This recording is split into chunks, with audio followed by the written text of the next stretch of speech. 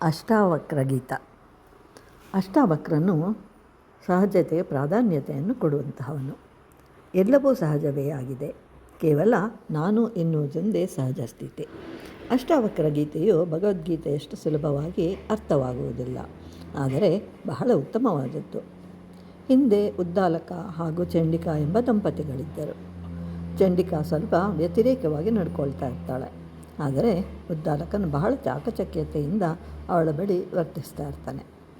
ಅವರಿಗೆ ಜನಿಸಿದವನೇ ಶ್ವೇತಕೇತು ಮಹರ್ಷಿ. ಶ್ವೇತಕೇತು ಅಂತಂದರೆ ಬಿಳಿಯ ಬಣ್ಣದ ಬಾವುಟ ಅಂತ ಅರ್ಥ. ಅದಕ್ಕೆ ಸರಿಯಾಗಿ ಅವನು ಸರಸ್ವತಿಯ ಉಪಾಸಕನಾಗಿರ್ತಾನೆ. ಆ ದೇವಿಯನ್ನು ಪ್ರತ್ಯಕ್ಷವಾಗಿ ದರ್ಶಿಸಿದವನು.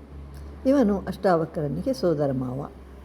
ಉದ್ದಾಲಕನಿಗೆ ಶ್ವೇತಕೇತುವಿನ ಜೊತೆಗೆ ಒಬ್ಬಳು ಮಗಳಿರ್ತಾಳೆ. ಅವಳ ಹೆಸರು ಸುಜಾತ.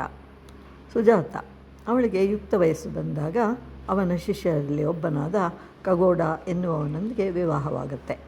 ಆದರೆ ಅವನಿಗೆ ವೇದ ಪಾರಾಯಣವೆಂದರೆ ಬಲು ಪ್ರೀತಿ. ಹೀಗಿರುವಾಗ ಸುಜಾತಳು ಗರ್ಭವನ್ನು ಧರಿಸ್ತಾಳೆ. ಹೀಗೆ 3-4 ತಿಂಗಳು ಆಗಿರಬಹುದು. ಒಂದು ದಿನ ಹಗಲು ರಾತ್ರಿ ಎನ್ನುವ ಭೇದವಿಲ್ಲದೆ ವೇದ ಪಾರಾಯಣ ಮಾಡ್ತಾ ಕೆಲವು ಸಲ ಶಿಷ್ಯರನ್ನು ಎಬ್ಬಿಸಿ ಅವರಿಗೆ ವೇದಗಳನ್ನು ಹೇಳಿಕೊಡ್ತಾ ಇರ್ತಾನೆ. ಹೀಗಿರುವಾಗ ಒಂದು ದಿನ ಸುಜಾತಾಳ ಗರ್ಭದಲ್ಲಿರುವ ಶಿಶುವು ಮಾತನಾಡುತ್ತಾ ತನ್ನ ತಂದೆಗೆ, ಇಷ್ಟು ಕಾಲದಿಂದ ನೀವು ವೇದ ಹೇಳಿಕೊಡ್ತಾ ಇದ್ದೀರಿ, ಆದರೆ ಒಂದನ್ನು ನಿಮ್ಮ ಜೀವನಕ್ಕೆ ಅಳವಡಿಸ್ಕೊಳ್ಳಿಲ್ವಲ್ಲ ಅಂತ ಹೇಳುತ್ತೆ. ಮತ್ತು ನೀವು ಹೇಳಿಕೊಡ್ತಾ ಇರೋ ಸ್ವರವೂ ಸಹ ಸರಿಯಾಗಿಲ್ಲ, ಗಮನಿಸಿ ಅಂತ ಹೇಳುತ್ತೆ.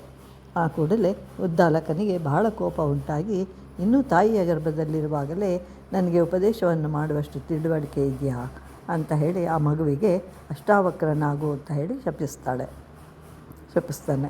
ಇದರಿಂದ ಸುಜಾತಳು ಬಹಳವಾಗಿ ದುಃಖಿಸ್ತಾಳೆ. ಆ ತಂದೆಯ ಮಾತಿನಂತೆಯೇ ಆ ಮಗುವು 8 ರೀತಿಯಲ್ಲಿ ವಕ್ರನಾಗಿ ಜನಿಸ್ತಾನೆ. ಆ ವೇಳೆಗೆ ಅವರಿಗೆ ಬಹಳ ಬಡತನವೂ ಇತ್ತು. ಮಗುವನ್ನು ಸಾಕಲು ಸಾಧ್ಯವಿಲ್ಲದ ಸ್ಥಿತಿ.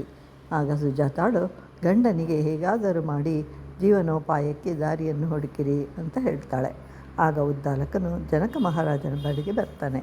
ಆದರೆ ಜನಕ ಮಹಾರಾಜನು ಖಗೋಡನಿಗೆ ನಿನ್ನನ್ನು ಬಂದಿ ಎನ್ನುವವನು ಪರೀಕ್ಷಿಸ್ತಾನೆ.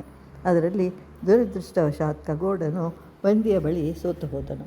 ಸೋತವರು ಸಮುದ್ರದಲ್ಲಿ ಮುಳುಗಬೇಕಿತ್ತು.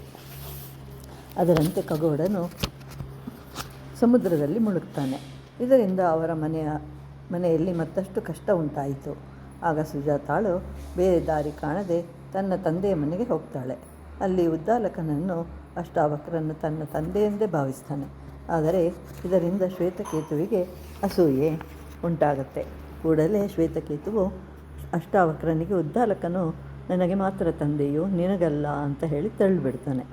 ಆ ಕೂಡಲೇ ಅಷ್ಟಾವಕ್ರನು ತನ್ನ ತಾಯಿಯ ಬಳಿಗೆ ಬಂದು ಕೇಳಿದಾಗ ಸುಜಾತ ಮಗನಿಗೆ ಹಿಂದೆ ನಡೆದ ಘಟನೆಯನ್ನು ವಿವರಿಸ್ತಾಳೆ.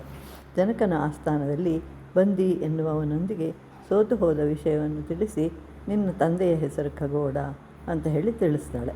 ಆ ಕೂಡಲೇ ಅಷ್ಟಾವಕ್ರನು, ಯಾರು ನಿನ್ನ ತಂದೆಯ ಹೆಸರು ಖಗೋಡ ಅಂತ ಹೇಳಿ ತಿಳಿಸ್ತಾಳೆ.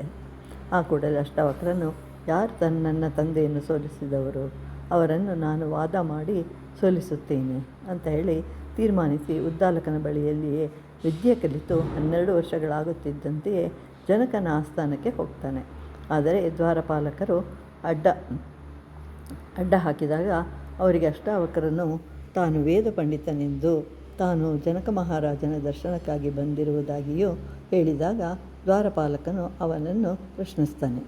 ಆಕಾಶದಲ್ಲಿ 2 ಪಕ್ಷಿಗಳಿವೆ, ಆದರೆ ಅವುಗಳಿಗೆ 2 ರೆಕ್ಕೆಗಳಿವೆ. ಅವೆರಡು ಪ್ರತಿದಿನವೂ ಭೂಮಿಯ ಕಡೆಗೆ ವಾಲುತ್ತದೆ, ಏನದು ಅಂತ ಕೇಳ್ತಾನೆ. ಕೂಡಲೇ ಅಷ್ಟಾವಕ್ರನು ಅವೆರಡು ಹಗಲು ಮತ್ತು ರಾತ್ರಿ ಅಂತ ಹೇಳಿ ಉತ್ತರಿಸ್ತಾನೆ. ಇದರಿಂದ ಸಂತೋಷಗೊಂಡ ದ್ವಾರಪಾಲಕನು ರಾಜನ ಬಳಿಗೆ ಬಂದು ವಿಷಯವನ್ನು ತಿಳಿಸ್ತಾನೆ. ಆ ಕೂಡಲೇ ಜನಕ ಮಹಾರಾಜನು ಆ ವಿದ್ವಾಂಸವನ ದರ್ಶನಕ್ಕಾಗಿ ಅಷ್ಟಾವಕ್ರನ ಬಳಿಗೆ ಬರ್ತಾನೆ.